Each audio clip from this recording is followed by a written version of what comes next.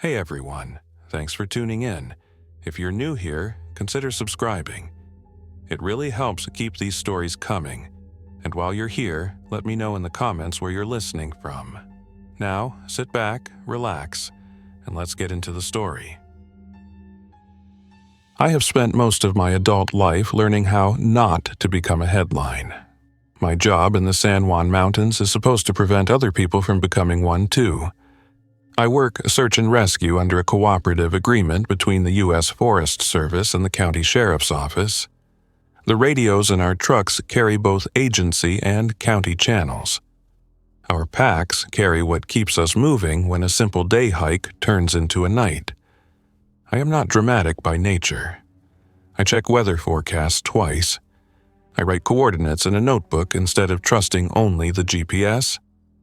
I know the difference between a creek that looks safe to cross and a creek that will knock you flat and soak you into hypothermia.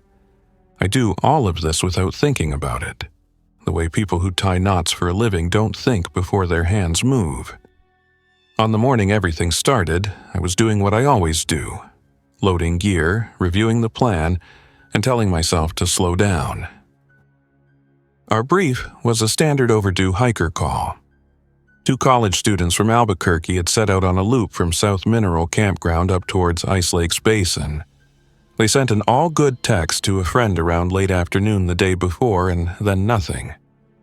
The friend knew enough to call the sheriff's office. The sheriff paged us out at first light. My partner that week was Leah Garza, a careful, fast hiker who worked a split season, ski patrol winters, Forest Service summers. We met the helicopter crew at a makeshift LZ outside Silverton, a mineral flat with orange panels laid out, rotor wash sending dust into the morning sun. The pilot was a contractor we had flown with before. The short-haired crew chief, Mike, checked our harnesses and clipped our carabiners twice. I carried my standard loadout, a 60-liter pack with a jet boil stove and fuel canister, Mountain House pouches, Sawyer squeeze filter and collapsible bladders, a trauma kit with tourniquets and chest seals, Petzl headlamp with spare lithium cells, a Garmin InReach Mini, a paper USGS 7.5-minute quad of the basin in a waterproof sleeve, a compass, 2 30-foot lengths of 7mm cord with Prusik loops, a small bivy sack, a puffy jacket, an ultralight tarp, an MSR ground sheet, flagging tape, and a bear can. On the outside of the pack I carried a collapsible trekking pole and a short ice axe because the north-facing slopes still held June snow. I do not carry a lot of charms. I carry what we have weighed by necessity. We lifted at 7:20 a.m. The pilot kept low, following the Animas River up valley. Sunshine lit the peaks, Kendall Mountain, Salton, Grand Turk, while shadows still held the forests. The county dispatch channel was routine, overnight traffic tapering off. The forest net was quiet. NOAA weather radio on the handheld predicted standard San Juan summer. Clear morning, building clouds, chance of fast afternoon storms with gusty outflow winds. At 7:45 a.m. we were circling the Ice Lakes trailhead. The parking lot looked normal. More cars than you'd expect for a weekday, which is now always the case. We pushed toward the upper basin. Even before the pilot called it, I saw the bright blue of a modern tent far from any established site, staked at an angle on a bench above a creek. A few minutes later, he set us down on a flat shoulder just north of the lower lake. Leah and I hopped out, ducked under the rotor disc, and moved crouched to clear. There is a rhythm to initial searches. You establish last known point, identify obvious hazards, canvass likely shelters, and follow water. You try to keep the search wide at first because people who are lost are not always predictable. We headed toward the tent, calling names, announcing ourselves formally so that anyone listening would know we were not a threat. Forest Service Search and Rescue, Evan and Leah, calling for Daniel and Cassie. The tent was torn on one side, but not in the way of a careless hiker. One pole was snapped, guy lines had been dragged, and there were scuffed tracks around it. Loops that told me someone moved in a hurry, stumbled, and got up again. The bear canister sat 10 feet away, upright, lid on. Leia crouched near the tent door and lifted a sleeping bag partly out. It was damp. The brush around it still had dew. Whatever happened had likely happened during the night or early morning. We split into a 2-person hasty team, one up low, one up high, to move in parallel along the creek where the tracks led. We called out at intervals to keep contact. 30 minutes later, Leah pointed across the stream. Torn webbing hung from a branch. A trekking pole downstream had been jammed between rocks by fast water. I walked a little farther and found the other pole's handle broken off clean. People fall in mountain streams all the time. The water is cold, forceful, and louder than you think. But there was something else. On the gravel bank was a smear of something that looked like mud but wasn't. I'm not proud to say my first thought was that someone slipped and banged a knee open. The way it was smeared told me someone stood up after and kept going. I marked the spot, photographed it with my phone for records, and we followed the tracks as they climbed away toward the forest. The radio crackled with the base operator in Durango. Hawk 2, copy. Mike answered from the helicopter overhead. Hawk 2 copies. The base's next words sounded wrong. The voice was too loud. We're getting weird stuff down here, she said. Hold proximity to your team. Mike said, go ahead. The operator said, Durango PD just requested mutual aid. Multiple medicals attacking responders downtown. That's exactly how they phrased it. Medical cases attacking. Leah and I both stopped walking. I keyed my handheld and said, Rescue 4 copies. We are hiking up from the lower basin. No contact with subjects yet. The operator started to reply, and then another transmission overshot it so hard the two collapsed into a hiss. It is routine to hear crowded traffic on a busy day. It is not routine to hear panic on a government net. The next clear thing we heard was our pilot, voice tight in our ear protection. We've got movement at the LZ back in Silverton. People on the pad, not our crew, were moving to orbit. We kept moving cautiously. It is hard to stop a search when you think a subject might be alive and close. We called again and again.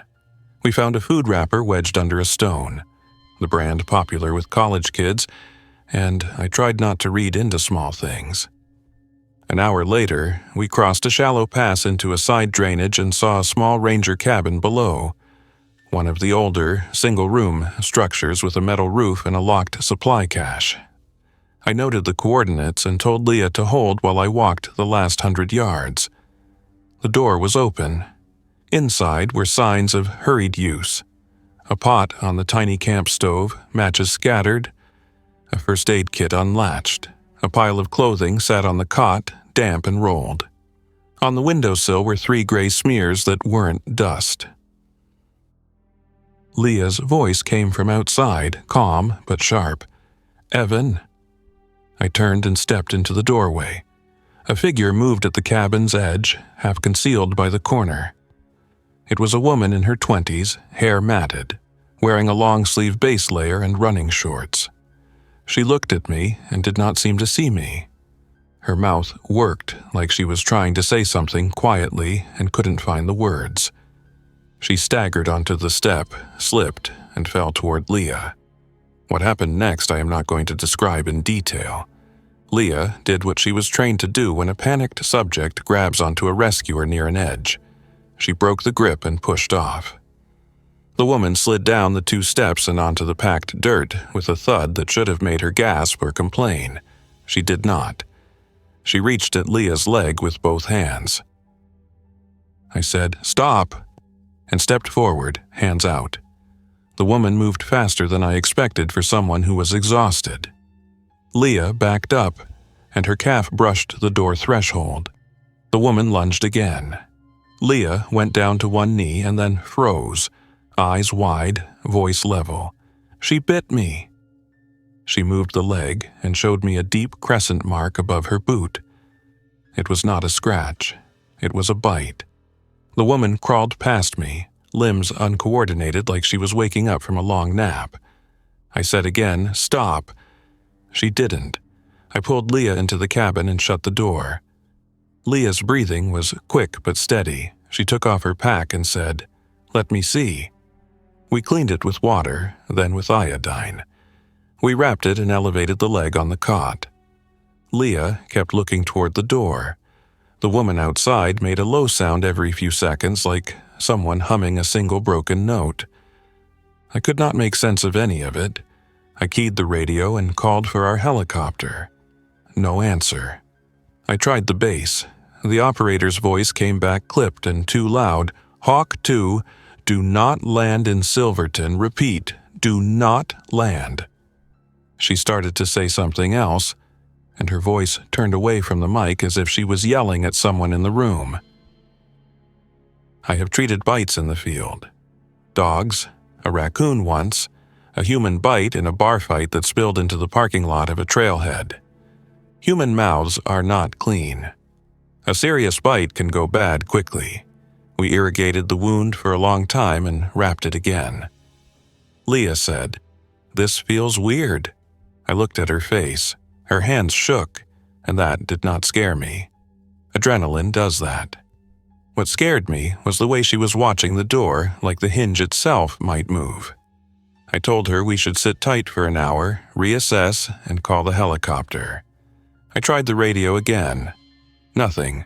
I used the InReach to send a preset message to our duty phone.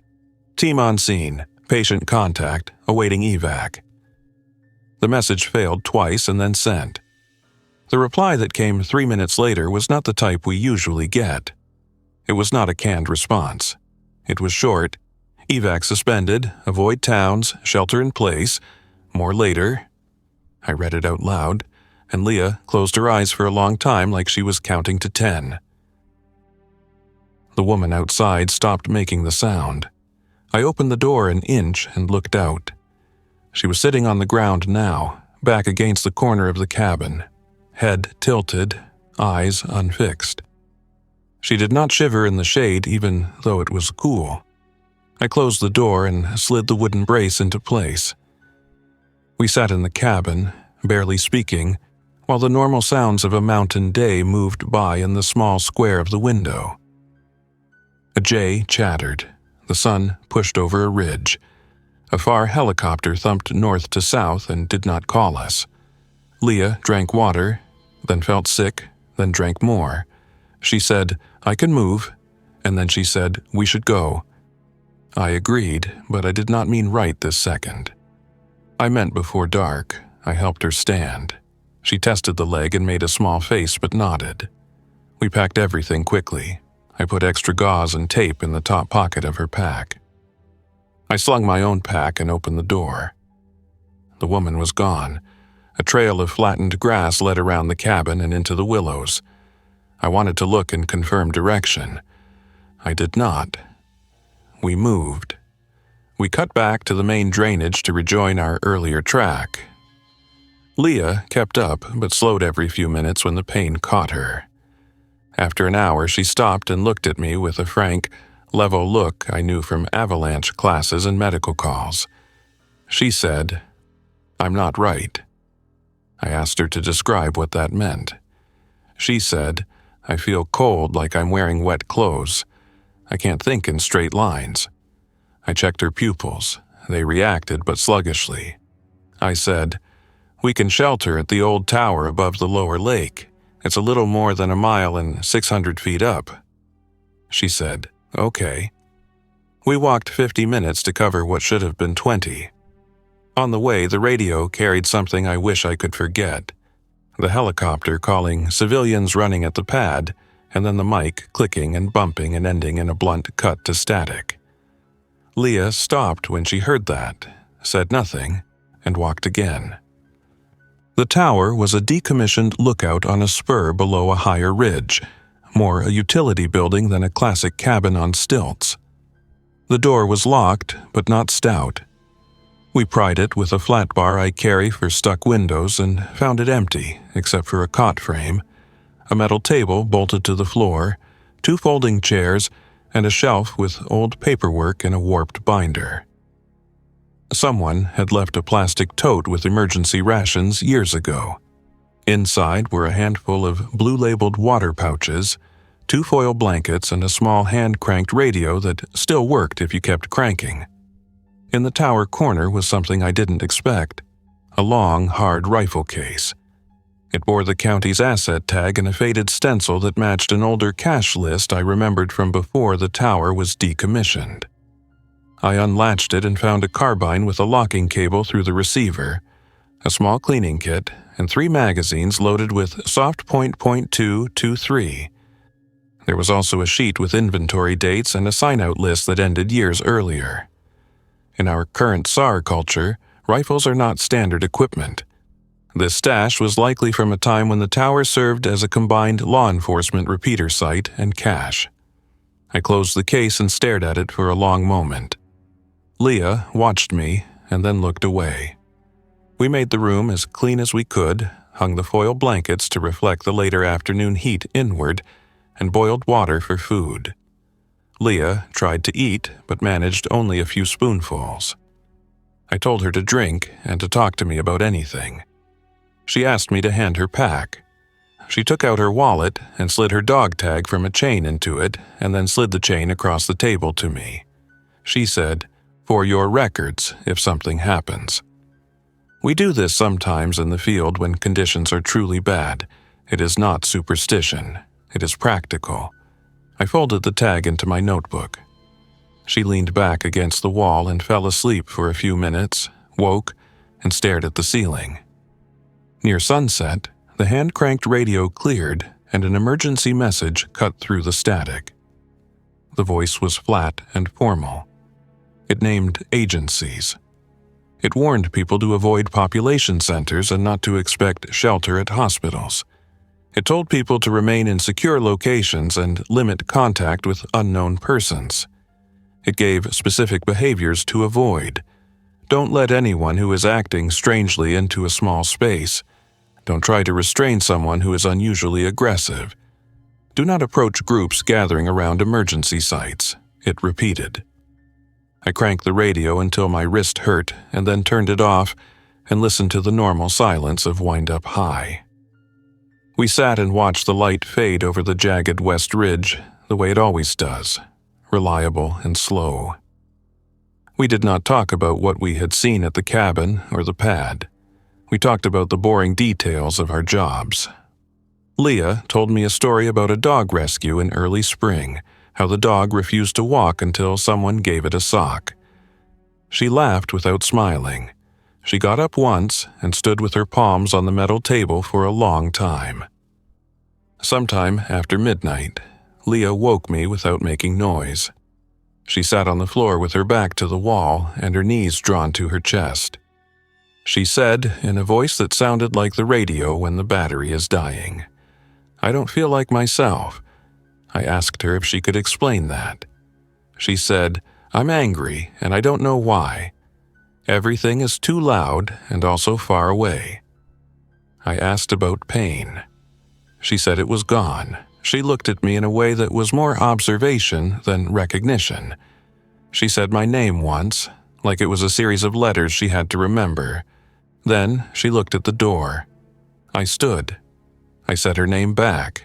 She raised a hand as if to ask me to wait and then lowered it. She closed her eyes and breathed twice quickly. When she opened them again, there was no anger. There was nothing in them I could read as my friend. I stood near the table and took the folding chair in one hand because I needed something in it. I do not want to write about the next 40 minutes. I will say only this. I stayed with her as long as I could. I spoke to her and told her who she was and who I was. When I could not stay in that room any more safely, I took the chain with her tag and her radio and walked out into the cold hour before dawn. I closed the door and slid the brace down because the wind can catch at altitude and slam old doors open. I walked away from the tower and did not look back until the first light hit the ridgeline.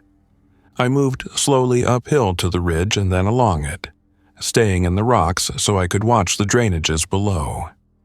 Far to the south, a column of smoke rose over what I thought might be the outskirts of Durango. Closer to Silverton, there were 3 smaller columns and then a new one that didn't rise consistently like a chimney but pulsed and then faded. I set up the tripod for my binoculars and glassed the road on Red Mountain Pass. The $1 Million Highway was empty at that hour. Later, 2 pickups moved north in a hurry and then stopped at a curve and backed up quickly while a single human figure walked into the lane from the downhill side. The figure did not wave for help. It walked straight at the trucks while the trucks hesitated. The trucks then accelerated in reverse. The figure kept walking until it disappeared between guardrail and spruce. By mid-morning, the wind picked up enough that I had to brace the tripod to keep a steady view. I scanned toward Silverton again and saw a helicopter appear over the south ridge, coming over in a slant that told me the pilot was pushing power. The aircraft flew fast across the valley and toward our basin. It did not call on any channel I could monitor. As it reached a point above the lower lake, it flared slightly and then settled into an awkward hover. It felt for a second like something might be routine again, but then it yawed in a way that did not look like a planned turn. The nose dipped. The tail came around too far. Then the pilot recovered and climbed. A dark shape fell from the open door. The helicopter surged, pitched, and clawed at the air as if weight had changed. It gained 20 feet and then slid sideways like a hand pushing a toy across a tabletop. The skids clipped the top of a spruce. The aircraft spun and dropped out of my view below a rock lip. I did not hear a classic impact thump. I heard the kind of sounds you hear when a car slides on gravel and the horn sticks and then stops. I grabbed my pack and moved down off the ridge without planning to. Training is a set of habits that keep you moving when your head wants to freeze and replay the last 10 seconds again and again. The habit said move, establish visual, assess for fire, approach upwind and uphill if possible, stabilize scene, call it in. I could call nothing in. I could still do the other steps. The descent took longer than it should have in high, loose scree. I turned my ankle once and had to stop to test it. It held. Near the bench above the little lake, I saw the first fragment of the helicopter, a door panel lying flat like a dropped lid. Down in the larches, a shard of rotor blade lay at an angle, half buried. 100 yards farther, the fuselage rested tipped on its side, one skid bent under, tail boom intact but kinked at the attach points. Smoke drifted from near the engine housing. I stopped when I smelled burnt insulation and waited. The smoke thinned. I moved again. Someone crawled out as I approached. The person was in flight boots and a tan flight suit, helmet still on and visor up. The face under the visor was a woman's, maybe early 30s. She slid down the fuselage skin and sat in the dirt with her legs splayed. She took off her helmet and set it down carefully like it mattered not to drop it. She said, "I can't hear well." I said, "I'm Evan. Forest Service, SAR. I'm going to check you." She nodded. I ran the quick trauma sweep with gloved hands, checked for foreign objects, checked wrists, clavicles, ribs. She winced when I touched her left shoulder. The clavicle felt wrong. Her pupils were equal, but a little slow. I asked how many were aboard. She said, 3. I looked into the cabin. The pilot slumped forward in his harness, breathing shallowly. The crew chief lay against the opposite bulkhead, eyes open and trying to focus. A cut above his eye bleeding in a steady line that did not look severe, but could have been worse if it continued. I dragged the crew chief out by his harness and kept his neck stable, then went back for the pilot. The woman with the bad clavicle said, "Fuel." I said, "I don't smell free fuel, we have smoke from ashore." The pilot started to come around. I got him out with help from the crew chief, who was now more alert, and we sat all three on the uphill side where we could see the area below. We listened for a long time to the valley. The woman with the clavicle fracture, her name tape read Vaughn, looked at me like she was reading the same map. She asked, "Any friendlies?" I said, "You're it." She nodded once, like she had expected that. I asked who dropped from the door earlier, already knowing the answer. She said, "A panicking passenger. We were told to shuttle any personnel we could from the base to a forward site. We had 6 to move." She looked down at her hands. "We had 5 after." The crew chief's name tape said R. Sanchez. He tied a field dressing on his cut and asked for water. I gave him half a liter and then told him to wait for more until we had a plan for the afternoon. The pilot said nothing for a long time and then said, "Hot day to practice auto-rotation." His smile was a straight line that did not last. I wanted to stabilize them at the tower, but the thought of going back into that room made my mouth go dry. I told them there was a decommissioned site above with shelter and a radio. I did not tell them what else was there. We made litters from the rotor blade crate lid in my tarp, taped slings in place, and moved slowly. Before we left, I pulled 2 Pelican cases from the helicopter's belly and a small SATCOM box from behind the pilot's seat. The SATCOM light blinked a slow green that made my chest lift. We climbed to the bench and then to the tower. I asked the others to wait and went in first. The room smelled like my memory of last night, even though I had opened both windows. I looked away from the cot. I stood by the table and made myself breathe normally. Then I waved them in. Sanchez saw the rifle case and raised an eyebrow. Vaughn looked at me and then at the door again. The pilot lay down on the floor without being asked. The SATCOM unit acquired a connection after 10 minutes. It gave us a skeletal link with packet delays long enough to make a person doubt the message had been sent. We managed to pull in 2 text advisories from a server that I assume was running on a generator somewhere far away. The first advisory matched the emergency message I had heard earlier.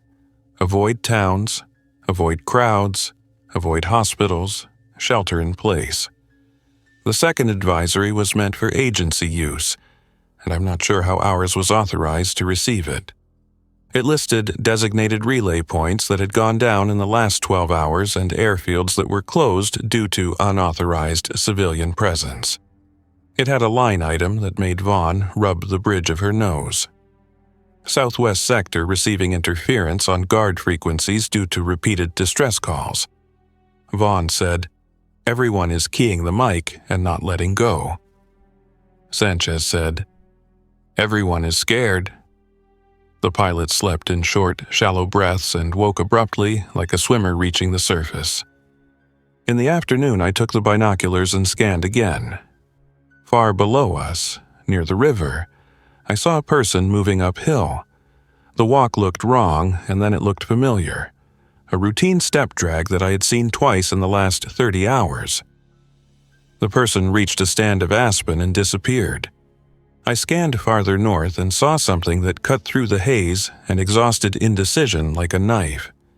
A teenage boy stumbling up the social trail toward the lower lake, bareheaded, pack hanging by one strap, red shirt too bright in the alpine light. He walked like someone who had not eaten enough and had not wanted to admit it until now. I told Vaughn what I saw and she said, "We should not split." I said, "I know." Then I put on my pack and said, "I'm going anyway." Vaughn said, "I didn't say don't go." Sanchez said, "Take this," and handed me a signal panel he had folded small. I took it and the inReach and moved. The boy heard me before he saw me because I did not try to be quiet. I called out like we always do with people in shock, who I was, what agency, what I was going to do next. He turned too quickly and almost fell. He put his hands out like he thought I might grab him. I did not. I told him my name and asked his. He said, "Mason." He was 16 or 17. His lips were cracked. His eyes darted over my shoulder and then back to my face. I asked him if he was alone. He said, now. I asked him to tell me what that meant while I gave him sips of water. He said his parents had driven up from Farmington for a weekend at South Mineral, that they had gone into Silverton on Saturday, that someone there had bitten his dad on the wrist during a scuffle near a gas pump, that his mom had said it would be fine and wrapped it tight. He said on Sunday morning his dad started muttering and wouldn't sit still. His mom told Mason to hike up the trail to get away from the crowds, and she would catch up. Mason did what his mom said. He pointed down trail and said, "They changed." He said the last word like a person repeating what someone else had told him because his own word would not come. I brought him to the tower. Vaughn and Sanchez watched him the way people watch a stray dog that might nip if startled. The pilot slept. I gave Mason food and a seat away from the door. I told him he was safe here for now. He ate too quickly, and then slowed when his stomach reminded him about pace. After food, he spoke more. His mom had yelled for him once, far down the trail. A single call of his name that he did not answer because she had told him to go, and he did not know if she was alone. He had a knife on his belt, a small folding type that looked like it had been a gift. He kept touching it to confirm it was still there. I told him it was good to know where your equipment was. That night, we took turns watching the trail below. The moon was a half slice and no help. Vaughn's clavicle pain made her alert. Every time I checked on her, she sat with her arm in a sling made from a strip of my spare shirt and breathed shallowly. Sanchez cleaned his cut again and checked the pilot's pupils and wrote notes on an index card he found in a binder and slid it under the edge of the table so he would not lose it. Mason slept for an hour and then woke and sat with his back against the wall and his knees up and watched us move around the small space like we were part of a broadcast, and he could not change the channel. I cranked the emergency radio and got the message again. The words familiar now and no more comforting. The next day we took stock. The tower's supplies could not keep 5 people for long. The Pelican cases from the helicopter held water, 2 space blankets, a spare battery for the SATCOM, and a compact medical kit with better bandages than mine, but nothing miraculous. The rifle case lay in the corner like a choice I did not want to make. The weather held clear. Smoke to the south thickened. We made a plan that felt like something from training days when the answer on the whiteboard was, do the most good with what you have. Step 1, secure water from the creek below. Step 2, move a small cache of food from the ranger cabin if safe. Step 3, attempt contact on the SATCOM at prescribed times. Step 4, if we got no answer by evening, choose a direction. Deeper into the high country or down toward Highway 550 and whatever that meant. I went for water first with Mason because he needed a task. I gave him the signal panel and told him if he saw anyone other than me or our group, he should get behind a tree and not move until I came to him. He nodded in a way that told me he was concentrating. We filled 2 bladders at the creek and used the filter and then the tabs for double security. On the way back, we heard a sound I didn't like. Low, repeated, not avian. We froze. Mason looked at me. The sound came again from a stand of still-leafed aspens that hid the view to our left. I signaled him to move slowly right and up. The sound shifted to our right, too. Mason whispered, "There are 2." I wished he had not said that, but I also appreciated the information. We moved uphill in small steps, steady and quiet. One figure emerged, moving with the step drag I had seen already, face slack, eyes not tracking. I looked at the hands first because that is where the threat lives even when a person is not thinking straight. The hands were open, fingers loose. The figure turned toward us and then lost interest like the wind had moved. The second figure I never saw clearly, only the motion in the leaves. We got to a rocky outcrop and moved behind it, and then up the slope to the tower bench. Near the door, Mason bent over and put his hands on his knees and took 5 careful breaths. I told him he did well and meant it. In the afternoon, we considered the cabin. I did not want to go there. I also did not want to grow weak and make worse decisions later. We compromised. Sanchez and I would go fast and light. Vaughn would keep watch with the pilot and Mason. We would take the SATCOM in case of a miracle. We would be gone no longer than 90 minutes. If we were not back, the others would assume we were not coming back and execute Plan B, which we had written on a sheet of paper and left under the radio so that we would follow it and not invent a bad new one under pressure. Plan B was to follow the ridge north toward a fire road that might still be clear. It was not a good plan, it was the least bad. The cabin looked different by daylight. The door hung open at the same angle, but the small details had changed. The pot had been moved 6 inches, the matches were gone from the windowsill. A cup that had sat on the table now lay on the floor. I said to Sanchez, "We move in, we do not linger." He nodded. We walked to the door, paused, listened, then stepped inside. The smell of night had cleared. I checked the cot and the space under it, then the corner behind the stove. Nothing moved. We opened the cash cabinet with a pry and found what the map said should be there. Canned soups, instant rice, packets of nuts, old but still sealed peanut butter, 3 water pouches, and a small hand pump filter with a broken inlet hose that I could fix with tape. We packed quickly. Before we left, I forced myself to stand in the center of the room and look at everything to make sure my attention was not narrowing. That is how people miss things in scenes that feel wrong. On the far wall near the door, low where a child might draw, someone had put a mark with a charcoal stick from the stove. The mark was a simple vertical line with a short horizontal line at the top. It meant nothing, I understood. I told Sanchez I was ready, and we left. Back at the tower, we ate a small, planned amount and drank deliberately. Vaughn used the SATCOM at the top of the hour and reached a recorded advisory that had not changed. The pilot said he could move if we split the rest into 2 hikes. I taped his ribs where he was tender. We discussed the day's last question: stay or move.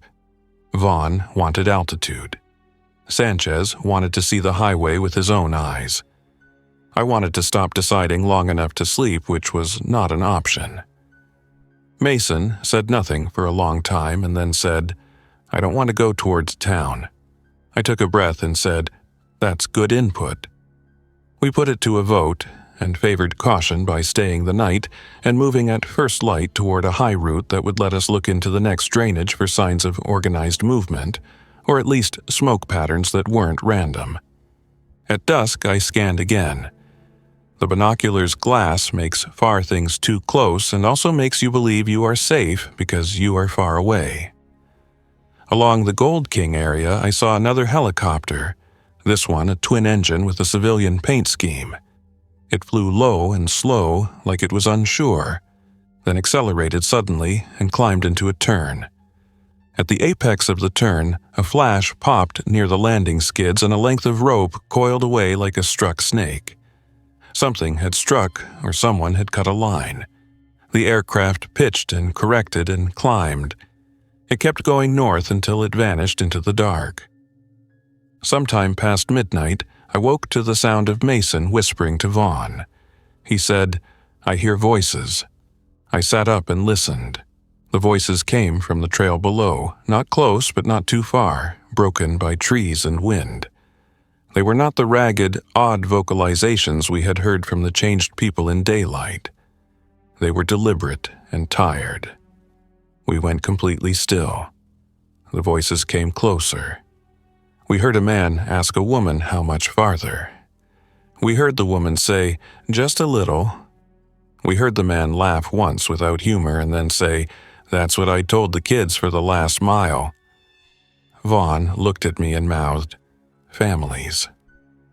Mason stood near the window with his hands on the sill. I said quietly, "We cannot take people here. We do not have enough." I hated the sound of the words even as I said them. The voices moved under the tower and then, hearing nothing from us, moved on towards the talus below the ridge. The next morning, their tracks showed 4 adults and 2 smaller people. The smaller tracks weaved and crossed like they were trying to keep warm by making extra steps. I told myself that the high route would be safe for them. I told myself a lot of things that morning.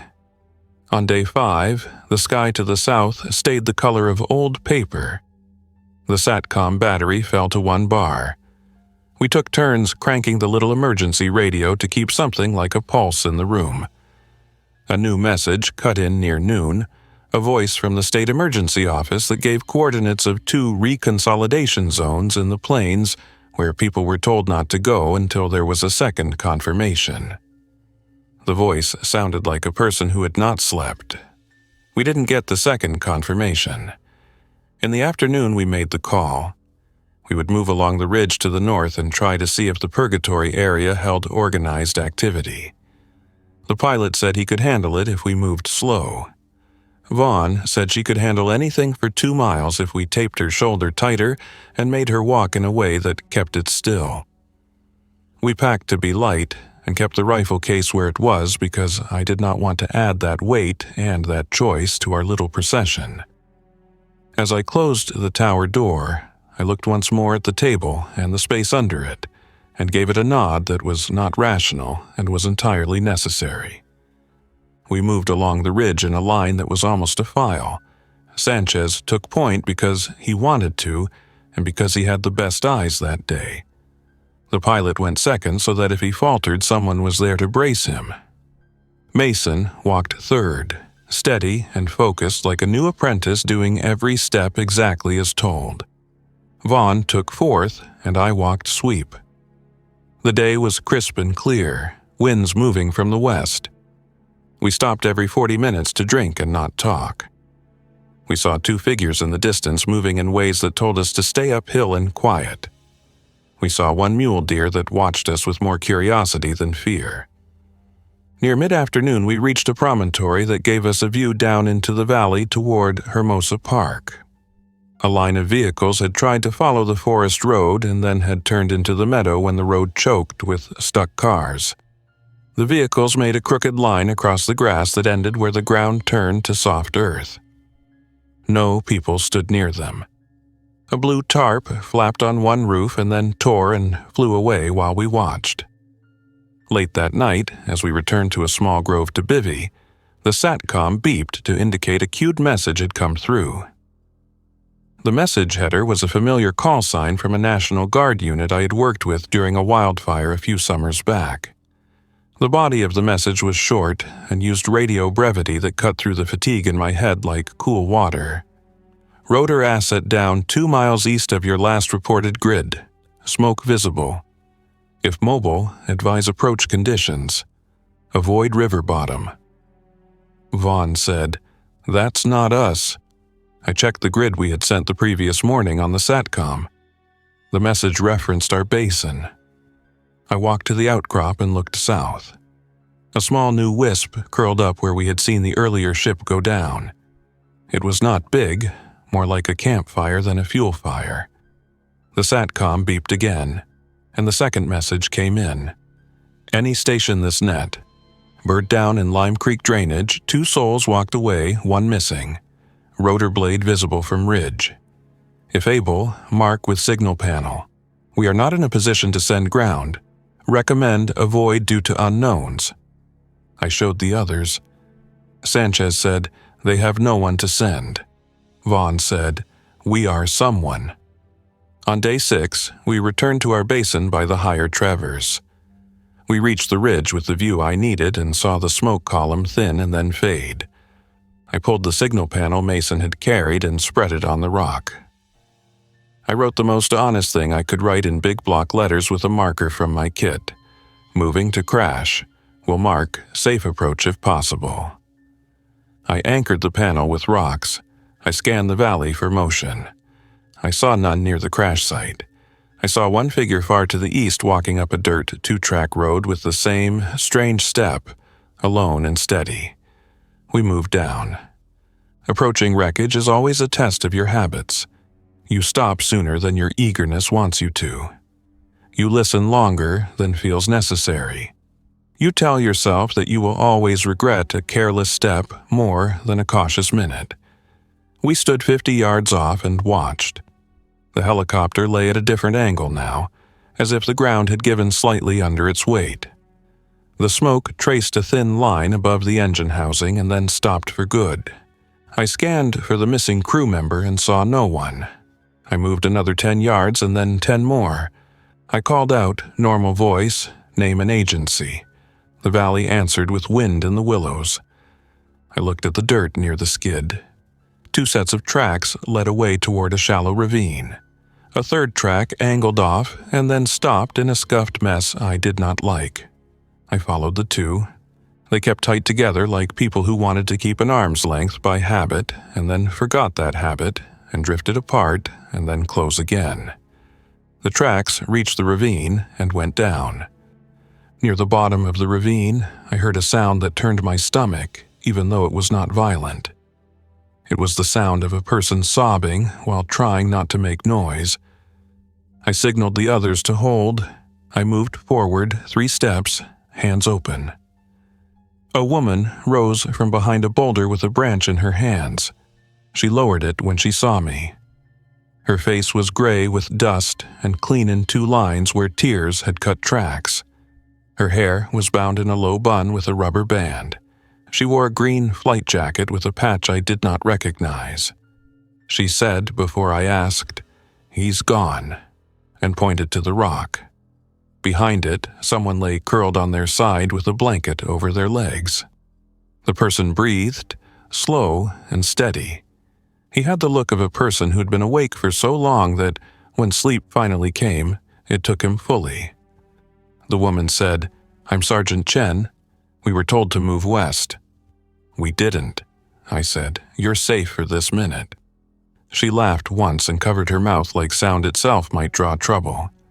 We gave them water, small sips, and checked for injuries. Chen had bruises and a cut that had dried cleanly.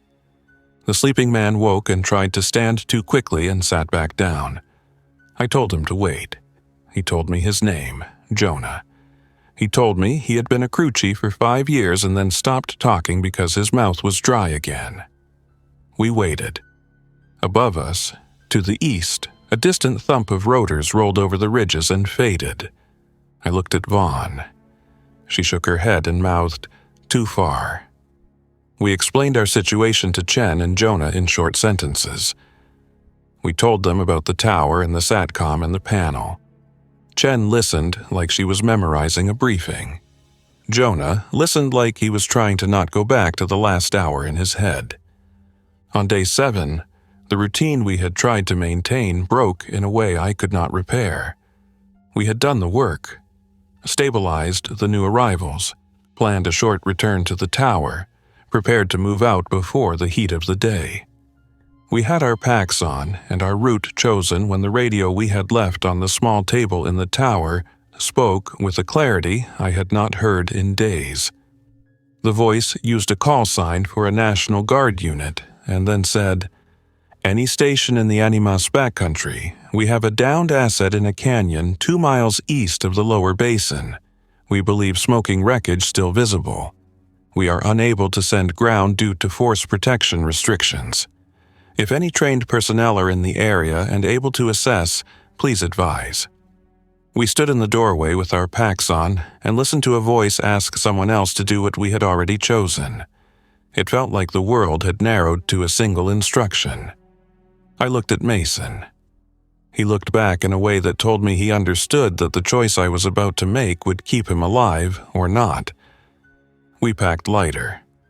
We left anything we did not need to keep a person breathing or to keep ourselves moving. We wrote our plan on paper again and left it under the radio for the people we would be if we came back tired and confused. We closed the door and slid the brace. We moved down the ridge, across the bench, into the trees. We kept the wind on our faces and the sun on our left. We did not speak unless a word would change feet. 50 minutes later, I heard what I knew I had heard yesterday, but had made myself pretend was imagination. The far-off sound of a rotor demasting. That short, awful cough followed by silence. The trees in front of us opened to a view across a canyon where smoke pulsed and faltered and tried again. I raised the binoculars and looked. The aircraft was lower than the first and broken in a way that made my chest go hollow. Movement flickered near it and then stopped. I looked down at my hands and saw they were steady. "Safe approach is from the west wall," I said, more to keep the habit of talking than because anyone needed to know. Vaughn nodded. Sanchez said, "You know, there are going to be people around it." He did not mean survivors. I said, "I know." We marked our position for the SATCOM. I wrote a note with the same block print as before, adding the words, "Moving to assess now."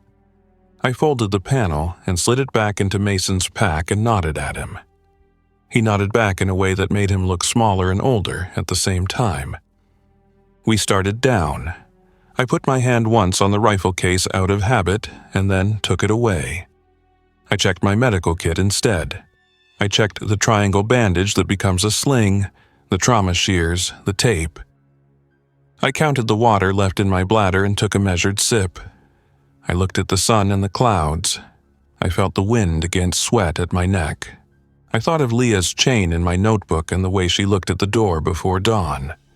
I thought of the family that walked past the tower and how the small tracks had crossed and crossed again. I thought of the boy beside me and the way he had concentrated on holding the signal panel flat in the wind as we wrote our message in letters big enough to be read from the sky.